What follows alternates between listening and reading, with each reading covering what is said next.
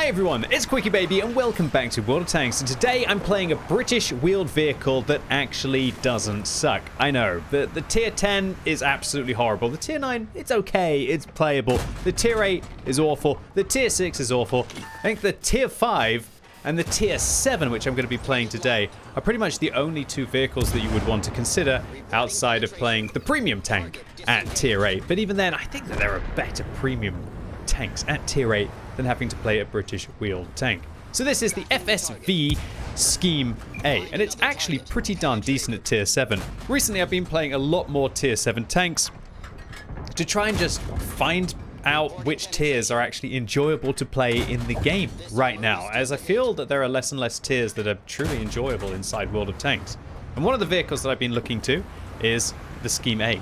This tier 7 British wheeled vehicle is actually very good in many regards. Firstly, it's absolutely tiny, and because it's tiny, that means that it has really good camera rating. The camera rating on the move on this vehicle base is 13.74. That's pretty much double what you're going to be getting on the tier 10, the Concept 5. So if you manage to get yourself an exhaust, if you manage to get yourself coated optics and maybe vents on this vehicle, you're going to be absolutely slamming it as a terrifying little scout. However, you can't manage to scout on every single map that you get on, and so sometimes you've got to put the gun to the test. And as you can see here, we're just working our angles on our opponents, and we've managed to pump out some pretty good damage so far. This vehicle, it doesn't have bad damage per minute at 1,900, which is why you see me using gun rammer and vents to really pump up this vehicle's fire power. And in addition to that, the penetration on this tank is not half bad as well. You've got 185 on your standard rounds and 220 on your gold rounds.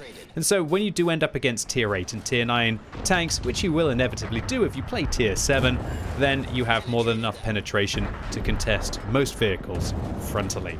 Probably not something like an E75, but most vehicles. And so all in all, this tank with its 150 alpha, which is just a little bit better than you're going to have on the Comet. I'm not saying that the alpha is good at 150. It's just a very solid tank. The real downside of this vehicle is it doesn't have a huge amount of hit points. Its armor is almost doesn't exist.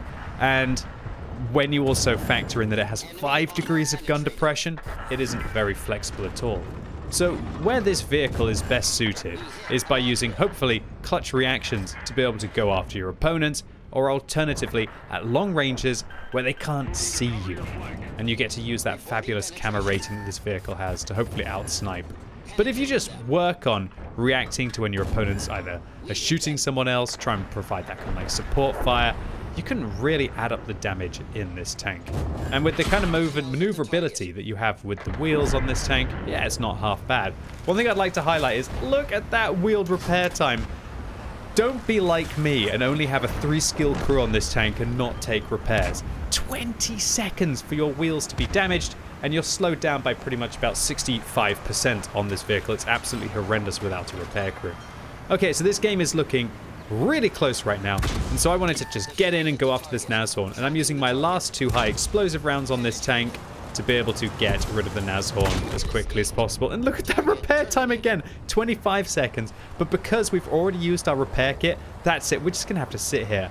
And I have to admit, Wargaming, one of the things that they just absolutely butchered about these wheeled vehicles for the Brits is that you're just so slow. Sure, it is an advantage to be able to still drive around at like 24 kilometers an hour instead of being tracked like you would do, but to just sit there, to have to like drive around so slowly for so long is just absolutely ludicrous.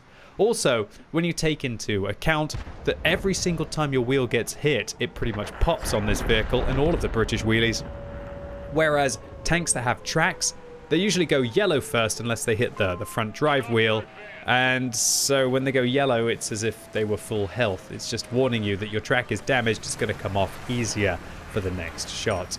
So, tense game here. They got an OI inside the cap circle, and I'm going to go after them. Unfortunately, I've run out of regular rounds here, and I've only got gold rounds left, but at least that's going to give me the advantage against these heavy tanks.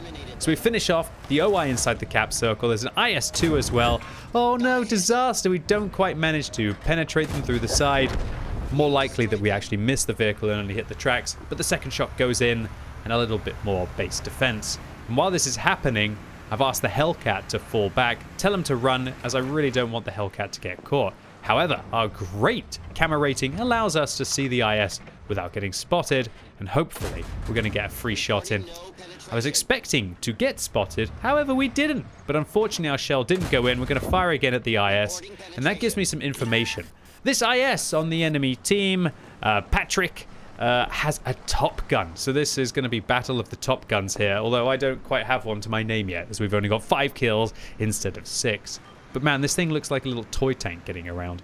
Okay, so what I want to do right now is I want to kite the IS, and somehow I don't actually manage to get spotted there again. Must be because of this thing's outrageous camo, or maybe I just got lucky and got a bit of a view around the corner.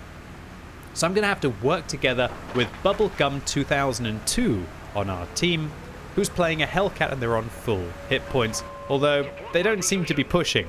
And I want to try and maintain my 681 hit points here so that I can try and use them for the inevitable duel of the Top Guns at the end of this battle.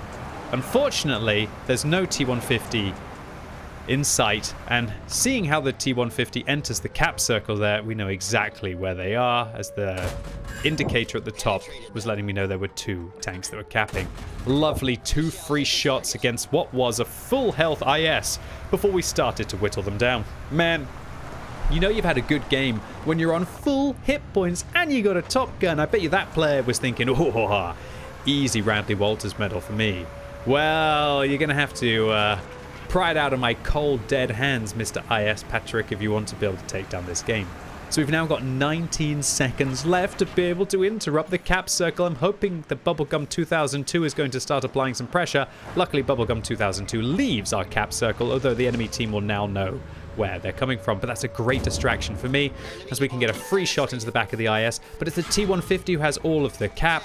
We managed to hit the T150's tracks, reset there. Now we've got a little bit of a respite, and we actually hit the IS on the way out as well, which gives us an extra 9 seconds with interrupting the IS. However, the IS has left the cap circle right now, not looking at me, and come on, Bubblegum 2002, you can get that T150. Aiming at them literally forever, and that gives the T150 enough time to shoot them. And that, unfortunately, means that the IS is going to pick up their 7th kill of the game, finishing off Bubblegum. And I have no idea why Bubblegum spent that long to aim at the T150, but maybe they really wanted to make the shot count.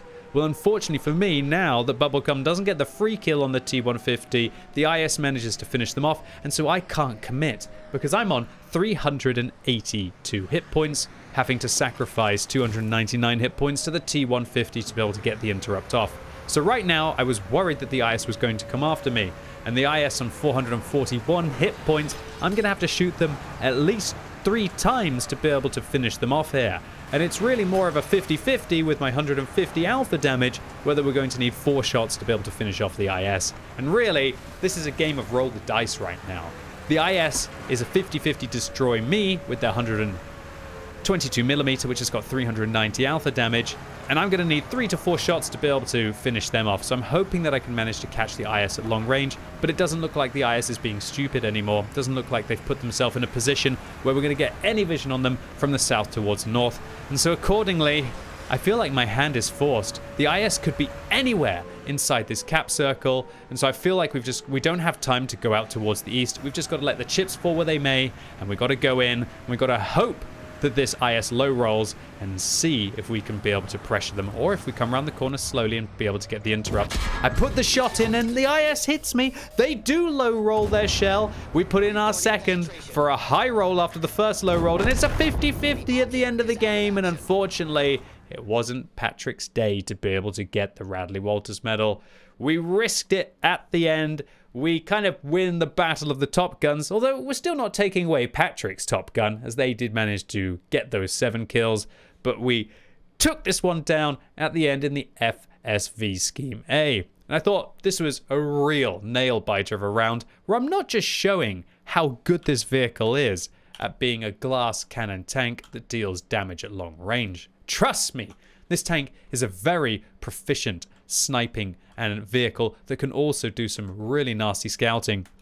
But look, let's be honest, when you're ending up on the smallest map in the game, Ensk, there is no opportunity to be able to do that kind of work, and it's all about getting in the faces of your opponents, or hopefully waiting until they're facing someone else and letting rip with a nasty Tier 7 British gun. So an ace tanker here for 1,988 base experience, nearly 2k base here for our 5,300 damage, giving us a high caliber and a defender medal for over 100 base defense points, and the top gun for those 6 kills.